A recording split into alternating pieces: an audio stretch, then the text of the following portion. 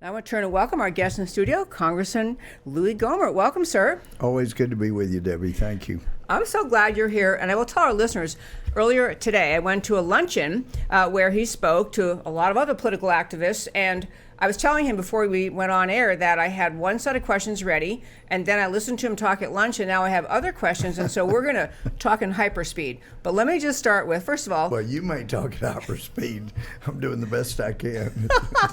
Okay. Yes, I grew up in upstate New York, Right. so we get it out quickly. But to just be sure you all know, Congressman Louie Gohmert is a hero among conservative circles. He represents a CD is kind of symbolic, Congressional District 1 from the great state of Texas in Congress, been in Congress since 2005.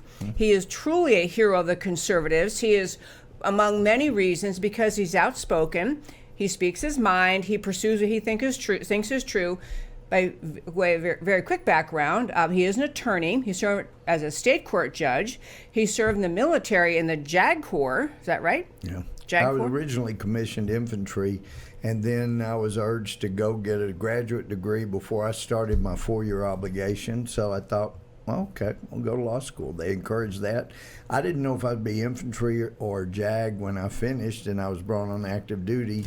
But then I got my orders to JAG and to the home of the infantry at Fort Benning, Georgia. So that's where I spent nearly 4 years. Yeah. I love that. So, and he's also been a judge at, I mentioned both in state court and an appellate court judge in Texas. And I'm laying all that out because I want to probe a lot about the Mueller team today, the investigation, and really get at someone who is an experienced person in Congress and knowledge of the law and as a judge. And I'm going to start with our buddy, Roger Stone. Okay, he's not my personal friend or anything. No, I understand. But let me just ask you this. Do you think the reaction of the Department of Justice and the media, the reaction that this was such an egregious thing for Attorney General Barr to have a second sentencing recommendation submitted in the Stone case, did the DOJ and the media overreact, or was Attorney General Barr way out of line? I would say they did not overreact if they had felt as strongly about Brennan being sentenced to a long prison sentence, Clapper being sentenced to a long prison sentence, McCabe being sentenced to a long prison sentence, Comey being sentenced to a long prison sentence, because all of them have lied under oath. It certainly appears that way because they said one thing under oath and it turned out they knew better and it wasn't true. So anyway, you can characterize it as lack of candor, which is what the Mueller, Comey, McCabe, Weissman group likes to describe if it's one of their friends, one of their Trump haters.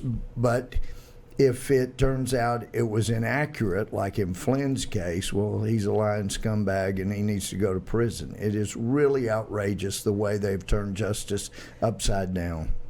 Okay, my read on it also, and with respect to Roger Stone, my understanding was Attorney General Barr actually had the conversation and thought that what the prosecuting attorneys were going to submit as a sentencing recommendation was leave it up to the judge. And then, unbeknownst to him... And that wasn't his idea. That was the people under him, what they had thought and what they had proposed. And they all agreed to it, though. Yeah, they all agreed to it. And then when it got to the lick log, the attorneys at the D.C. U.S. Attorney's Office ended up pushing for the max, 7 to 9 years.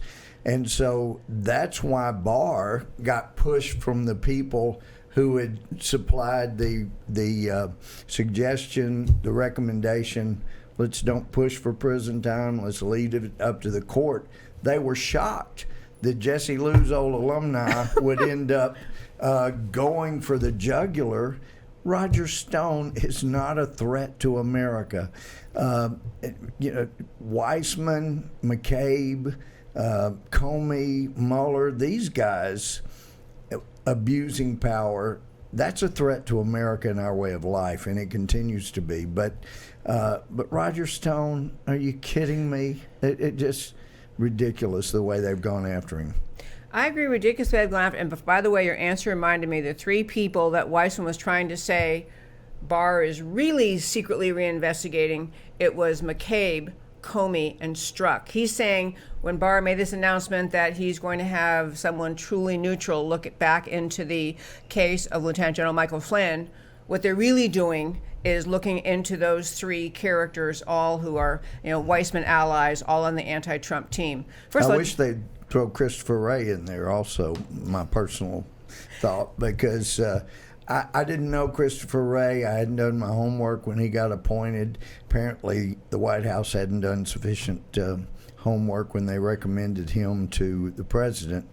But I was hoping he would come in and clean up the mess, punish the people that had done wrong, so that the FBI could get their reputation back as being the best law enforcement agency in the world. But he comes in, and it's just my impression, but my impression is that he has done more to cover up and to just try to sweep things under the rug. And a good indication is, and we had him before our committee within the last 2 weeks, I'm asking him about Kleinsmith. And I've had concerns, Debbie, that Kleinsmith, since they caught him red-handed, taking information that Carter Page had worked for our intelligence agency and adding the word not, that he had not worked for, and submitting that to the court. It's a fraud on the court, it's perjury, all this kind of thing. I was afraid they would make Kleinsmith the lone scapegoat. That was my concern. But now we're seeing Christopher Wray lets him resign so he can go get a better paying job in the civilian sector somewhere, I'm sure, but lets him resign. This is a guy that committed fraud on the court so he could spy on a campaign. This is a guy that needs to go to jail. And my concern was, if Kleinsmith is the only one that goes to jail, then our justice system is still broken. Nobody's learned a lesson. They learned a lesson, don't be the fall guy, but it's okay to go after your political enemies. So Christopher Wray needs to be in there as well. I agree. And Christopher Wray, after the Inspector General report came out, his comment was something like, trying to falsely convey humility. Well, I see we have some problems, so we'll do retraining. I think his words are retraining. We'll adjust our guidelines. Yeah. He'd fit in real good in China. They do a lot of that retraining in China. So, yeah, he'd do well over there. But it was a failure to acknowledge it wasn't people filled out the wrong form or didn't sign the form. It was intentional wrongdoing, and his reaction is just ignoring that. Exactly, and that is the big problem. If people are not punished, and this is what I commented to Christopher Wray, I said, I know you believe in deterrence or you would not be in law enforcement, but when you have this many people lie and change the facts or misrepresent the facts to come after a presidential campaign, to come after American citizens, to violate their civil rights, and you don't do anything but maybe the most culpable, that the evidence is most clear on, you let him resign, there is no deterrence. This will keep going. And Debbie, I'm really afraid if Trump doesn't get reelected, or if he gets reelected and these same kind of yahoos are running things, we're not getting the country back. They will continue to investigate political enemies the way Brennan, Clapper, and all these people have, Sally Yates. I mean, and I don't think we can get the country back. I share that concern, and in part it means we have to get back Republican control of the House so we can stop having endless impeachment investigations, and even hopefully a stronger majority in the Senate, because President Trump needs to be replacing Christopher Wray as an example. He needs new leaders, new house cleaners, and he can't get that if he has a very wobbly, bare majority in the Senate. And I'm frankly tired of Christians telling me, Louie, we don't have to worry. We know God's in control. And I've never met Tommy Nelson, a pastor up in Denton, but I listened to a 12-hour Bible study, and toward the end, he said, yeah, we know God's sovereign. We know he's in control. And these are his words. Just because God is in control doesn't mean he wants us to lean on our shovel and pray for a hole. That's a great line. I'm going to use that line. And so God has given us, for those that believe in God, and you and I do, God's given us tools. And he expects us to use them, not just lean on them and ask God to do what we need to do or could do ourselves. He gave us a tool, get after it. That God gave us America. This whole idea of the America and the justice system and the notion that you have to hold people accountable. If you don't have rule of law, you're just abandoning the country to anarchy or to the toughest. And Debbie, it's not the country. I mean, I talk to people all over the world and traveling all these countries. And yes, Western Europe, they get a little put out with what they consider to be American conceit. But I'm talking about people in small countries, island countries, including Australia, Eastern Europe. The Eastern Europeans are more that have come to them. They're more concerned right now than most Americans are. But what they say over and over, if you guys lose your freedom in America, all of us have no chance of living in freedom. Their countries are gone. They can't hold back. Whether it's China, Russia, Iran, Turkey, whoever it is, they can't hold them back without us being strong. Couldn't agree more. And I'm going to tie that losing our freedom concept to holding on to the rule of law, because one reason we have freedom in America is the rule of law. The rule of law. We agreed with ourselves. Declaration setting out the idea we have rights from God because we were born. Constitution, structure, all of that creates freedom. If we don't honor it, if we don't enforce it, if we don't insist on it, we lose it. And so I think that people, because it kind of ties to the next thing I want to ask you about Attorney General Barr. I'm very glad he's there, and I'm very glad he's fighting. Yep. I get a little concerned. I did during the impeachment, because Attorney General Barr and U.S. Attorney Durham are looking into the predicate, into the beginning of... At least we keep hearing that. Yes, the beginning of the Trump-Russia collusion hoax. What was the U.S. Attorney we'd heard before that from Utah that was supposed to be looking into it? Dropped the ball. Nothing. Did nothing. So my question is, I feel concerned sometimes. I saw that the Democrats, they would take out President Trump for wearing socks that don't match, if they could. And so you have the Democrats out to get him. Well, come on now. That is an abuse of power when you wear the wrong socks. And you offend people's sensibility. Yeah. But I do feel concerned, because I think I need to talk. There may be some liberals listening. What my comment about the socks, that's called sarcasm. And I just wanted them to know, Thank because they goodness don't you clarified sarcasm. that. Yeah. But on a serious note, you watch the Democrats, they do want to destroy President Trump, and I keep hoping I would like some signal from the Department of Justice, Attorney General or U.S. Attorney Durham, something, because all the time that Republicans are pointing out this was a coup attempt, this was an attempt to take down the president, and you hear from them, we're investigating, we're doing a thorough investigation. It's like they're letting President Trump, dangle in the wind too long or get pummeled. Are you concerned about that? Yes, I have been, that this is taking too long. Durham should have come back with something a year ago, last summer, something. But my concern is he's going to pull a Mueller and wait until after the election, when more people have been confused or misled as to what the real facts are. So that's a huge concern. Oh, I am deeply... And let me, on the issue of our freedom, I read a lot of Dostoevsky, and I didn't see this quote, but Whittaker Chambers, I know he did a lot of defense of Christianity, and he was big on the Russian Orthodox Church. But Whittaker Chambers quoted him saying, the problem with socialism is not economic. The problem with socialism is atheism. Mm-hmm. And if you get to the heart of it, if you have a true socialistic country, then you're going to have to do what the Union of Soviet Socialist Republics did, and that is, God is the government.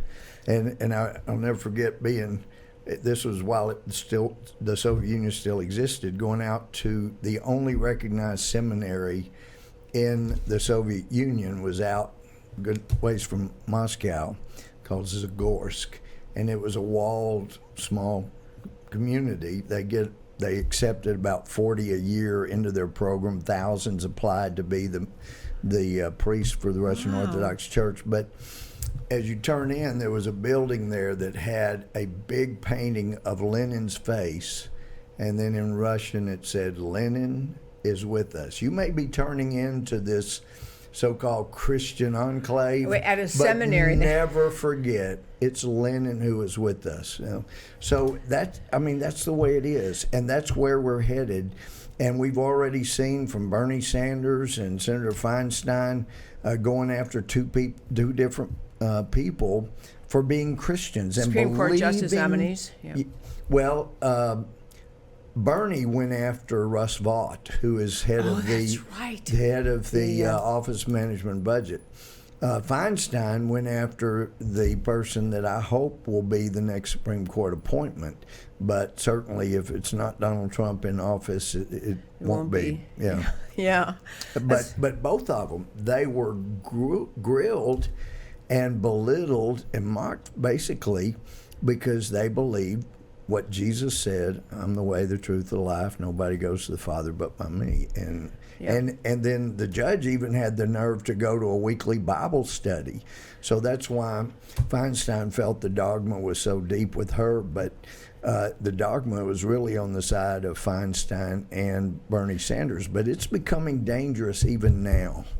I agree that it is. As a funny aside, I went to Soviet Union also when it was still communist. Mm-hmm. And, my one impression I remember, it was so gray. I mean, women wore everything felt dark gray, yes, and somber, and the women you see in the street walking down the street, there was no one smiling. It was just a dark, plodding, and I don't know if you're in Moscow, you probably heard this too, but they had those laspeakers blasting in Russian, and we asked this was in senior year of high school.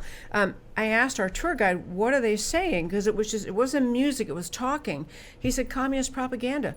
24/7. And did you also happen to hear that? Absolutely. And Pravda was nothing but propaganda. There might be a shred of truth here or there, but basically it was lies. And art went out the window. You couldn't choose what you wanted to paint or make if you were an artist, and same if you're a journalist or if you're a poet.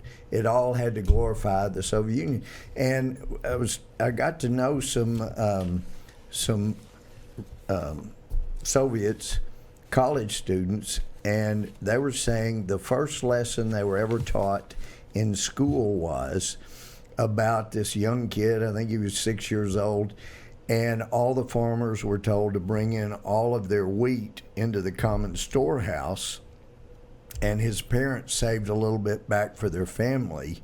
And they'd been encouraged, anybody you see, you owe it to your country to report. He reported his parents. His parents were arrested and jailed.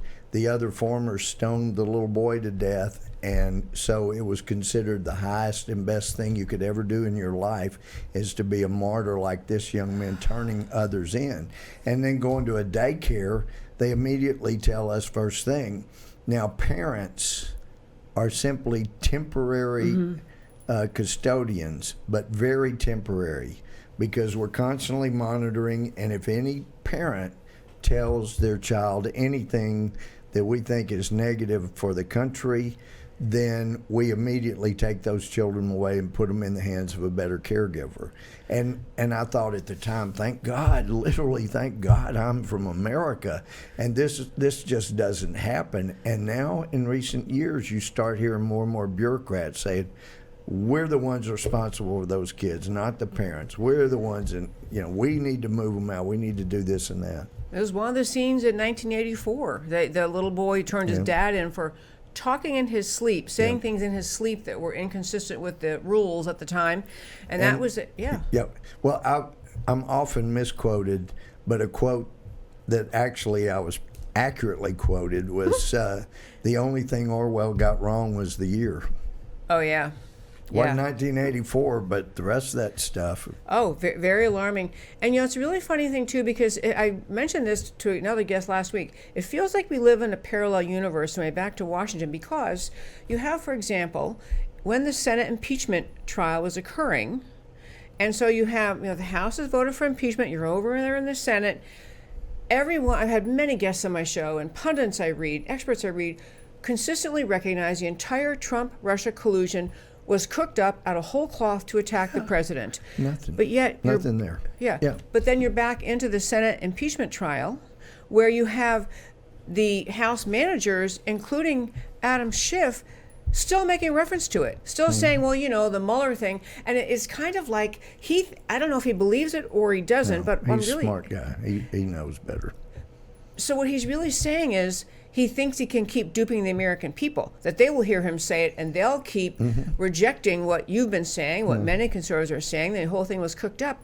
And it's just, how long can this parallel track go in Washington? This is, I get back to why we need to have Attorney General Barr to come up with something, findings. And actually, people that have lied to Congress, who are part of the FBI, part of the DOJ, part of the Intel, if they're not punished, I don't think we get this little experiment in self-government perpetuated for much longer. I think we're pretty well done. Well, that was one of the things I wanted to ask you about, and I have certainly gone on my own show about this, but what if we just say, Republicans say, okay, the president was not removed, we had the impeachment, but he wasn't removed, and digging up all of this intrigue with inside the Department of Justice and finding all the wrongdoers, and there are people concerned this is what Barr thinks, you really may end up with America in such deep distrust of the DOJ. You'll have so much damage to America. Maybe we're better just put it all behind us and move forward and stop investigating it.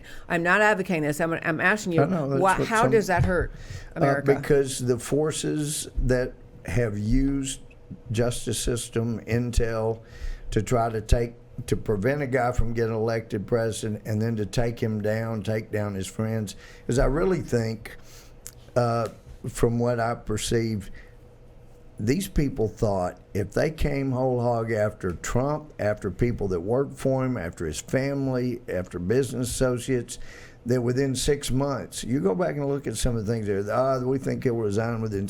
They thought this guy was going to say, you know what, to heck with all of you, I'm going back and make more money. But they didn't know Donald Trump. And that is not what he shocked them over and over. He's gone in there and fighting for what's right. And as a Christian, I have some people say time to time, like after I was grilling Peter Strzok, the man sat there and lied to me. Yes. And he had previously said, I never lie, I always tell the truth. Sat there and lied. And there's been no consequences for lying under oath. But people thought I broke the rules when actually there's nothing against going after somebody who says they don't lie and point out that they have lied, they do lie. Yep. But he's amazing. He really is. I mentioned earlier, though, I thought he was somebody that was so good keeping that smirk on his face and not changing expressions that he could probably pass a lie detector. But I understand while lying. That he's flunked a couple of those, I've heard. But anyway, it helps if you got good friends in the FBI that'll pull stuff like that out for you. That does help a lot. Yeah, I love that you and many others talk about the importance of getting to rooting out to use Attorney General Barr's term, and the predicate, the beginning, how this all got started, every player involved, because it really does tie back to actually holding on to America. And I think that sometimes people think it's a melodramatic or it's hyperbole. Yeah, why are you? You're a Christian. You ought to be more forgiving and loving and it's caring. Just one little and blip. Jesus said, "Love your enemies and turn the other cheek," and that is all true. And that's the way we should live individually. But when you're in a government role, and I would humbly submit that if you're an American citizen, you get calls for jury duty. You can support people for government positions. You can run yourself. This is a self-government thing. When you're in that government role, when I was a judge, you don't turn the other cheek. You don't look the other way. You can love. When I was a judge, I could love the person I was sentencing, but there had to be consequences, like Romans 13 talks about.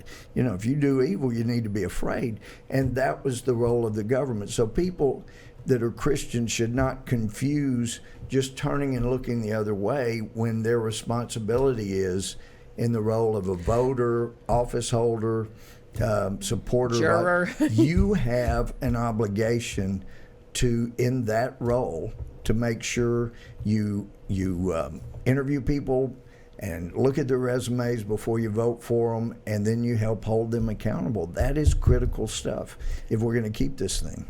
Couldn't agree more. Turning to President Trump, he is in the White House. He is cleaning things out. You've had whatever the number. He's trying. Yeah, currently is trying to clean out people who really just aren't willing to support his agenda, the National Security Council. But he's still, around him in the White House, he still has people who are. Some people need to go. Obama holdovers who are not just not excited about his presidency, they're working against him. Exactly. And he's had some people do the hiring that specifically would hire people who were not for him and didn't want to see his agenda. And actually, George W. Bush experienced that as well. Yeah. And, you know, we can agree and disagree about things, but George W. Bush, to the heart of him, he's a very gracious guy. And Donald Trump, unless you're jacking him around, he's very gracious and generous. But George W. Bush, you know, after the fiasco and Al Gore sued, like Richard Nixon refused in '60 when he got cheated, but Al Gore decides, let's go ahead and rip the country up and go to court. And so after all of that, the Supreme Court comes down, and Bush actually did win. But Bush is trying to be gracious. And in effect, his attitude appeared to be, okay, look, no matter what you've done in the past, everybody starts fresh from here. Some of them had just committed petty crimes like ripping the W's off of the keyboard, but some had committed serious crimes, leaking. Another factor. Did you know that the Obama administration prosecuted more people for leaking than all the other administrations put together? But George Bush, how do you think he kept secrets, man? They were aggressive in going after people. And that's, of course, when they went after the AP, they went after a Fox News reporter. I mean, they were violating civil rights illegally, and people should have taken that as a clue, probably doing it to some of your rivals. Okay, so President Trump, he's sitting in the White House. He has his immediate family members he trusts who are working with him. But beyond that, I mean, this was a problem with an outsider. He doesn't have leagues of people he's worked with for years as a House member and a senator. So he's struggling to get that, to get trustworthy people who are on his agenda, or at least willing to support his agenda. And he's being stymied every step of the way, leaking and undermining. So, this is an impossible question. How does he fix that? Does he need to get a new person to hire to be the hirer? Absolutely. Okay, who should that be? Well, there's a number of possibilities. Personally, I think the best person that he could get as his immediate protection from people that were the wrong people would be to have Mark Meadows as his chief of staff. He had thought about that December of 2018, and Mick Mulvaney's a good guy. But anyway, there'll be a change before long, and I know there's some deep staters that are really pushing to be in there, but he needs somebody like Mark frankly, he doesn't need somebody like Mark. He needs Mark, who knows where the bodies are buried, who can be trusted and who can't. He's got to have that kind of protection. But now, the chief of staff doesn't actually do the hiring. That's the president's personnel office, PPO. And there was a guy that was there, and I don't think he was doing good for the president, the people he hired, because there were a lot of people that he hired that were not good. He's gone. His subordinate is now head up, and he's a problem too, in my humble opinion. And so there needs to be a cleaning of house. One of the things Trump did in his graciousness when he came in, and he would choose somebody that seemed to have great credentials for one of the cabinet positions, and normally they would say, do you mind if I hire all the people that I'll be working with? Well, there are a lot of career people already there. One thing some people missed was once the Obama administration realized Hillary didn't really win, and Trump really is going to be taking office in January, was told that they were moved into high gear. moving. There are 3,000 to 4,000 people or so that are appointed in appointed positions that can be let go for any reason, no reason. They were moving as many of those as they could into the career positions. And if you remember, our friend Jeff Sessions, and he is a friend, but Jeff was saying, well, I listened to the career people who were telling me I should recuse myself. Well, that would have been fine in Alabama, but career people in the Justice Department loved Obama, loved Sally Yates, loved Brennan Clapper, and they should not have been listened to by Jeff Sessions. I need to reiterate the one thing you just said. So you're saying that when Obama realized that Hillary was not going to be president, moving people in career positions, from career positions, from appointed positions into career jobs, because it makes it harder to fire them. Yeah. Because it makes it impossible. Extremely difficult to fire them. And I'm sure you remember back, there was an incident, I think it was Arizona VA, where they had two calendars. One that was the rear calendar that people would wait for many, many months. And then she created a false one that showed everybody's being seen within 30 days. Well, it's a crime to do what she did. She was convicted of that, and she was fired for that, and she went to court and won.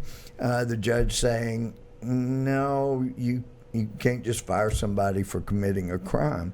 And so Congress stepped in when we had the majority and said, okay, you can fire people in the VA for cause, and especially they committed a crime. But we haven't done that for all the other places, including the White House. So that's been one of the frustrations I know the president has had. These people, I can't fire them. And you will recall, because you got such a good memory, he used to be quite good at saying, you're fired. And then he gets to the presidency and finds out, I can't say that, not like I used to. But like the NSC, Robert O'Brien was hired. That's a great example. Yeah. And I like him, and I think he's doing everything he can to help. But the NSC was just too massive. Mm-hmm. There were way too many people that had access to the phone calls, access to the transcript, all this information, who hated Trump. Yeah. And so he gets Robert O'Brien down there, and my understanding was his job was to get the NSC down to a size that was more manageable. You can't have hundreds of people with that as part of the NSC. And so he has cut 70, 80 people or so, and nothing personal. We just need to get the number down to where it's manageable. So I think that's a great step. Get the numbers down, people that will be manageable instead of having all these unaccountable people. You know, another whole topic we have no time for today, but I've often advocated for the idea that we need to radically change in the federal government the power of the government to terminate employees. We shouldn't have a kind of a right to a lifetime job unless I kill someone in office standard. Right. We need to have more flexibility, as you do in the private sector. But it's a topic for another day. We're almost out of time. Matt the Wonderful is going to give me a signal here in a minute. So I want to talk about Daytona, which was fun, but also on the Democrat side, watching this lineup of people, do you have any sense, do you think that the Democrats would really let the Bernie Sanders campaign win the nomination? I used to think they would do anything to stop him, and do you think there's anything to the idea that maybe Bloomberg is eyeing a Bloomberg-Hillary Clinton ticket? Well, he has said he is. Bloomberg said he would consider Hillary Clinton. I thought he backpedaled right after that. Well, I think he probably should have.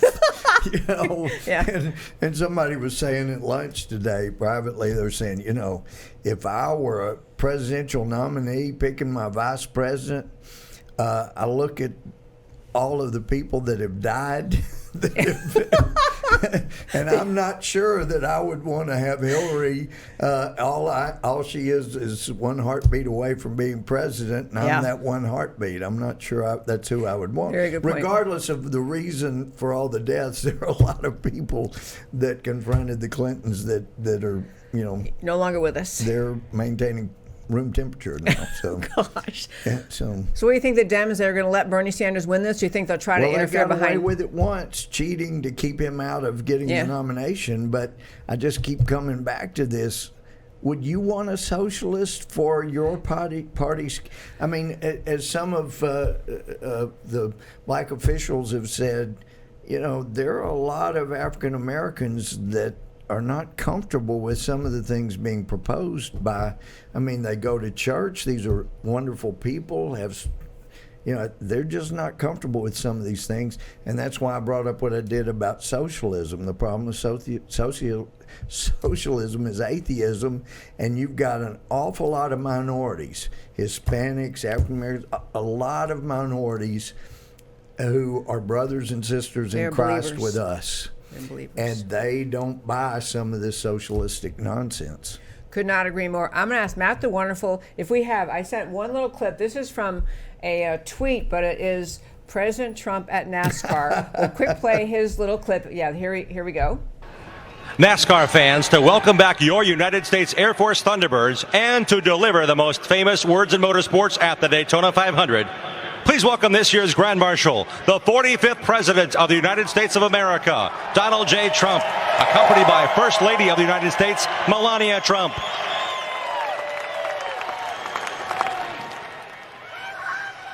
Daytona International Speedway, we love our country, and it's truly an honor to be with all of you at the great American race. Gentlemen, start your engines. Oh, when the Jets come over right at that time. Okay. That's fantastic. It is. So that's good. I'll close out with this.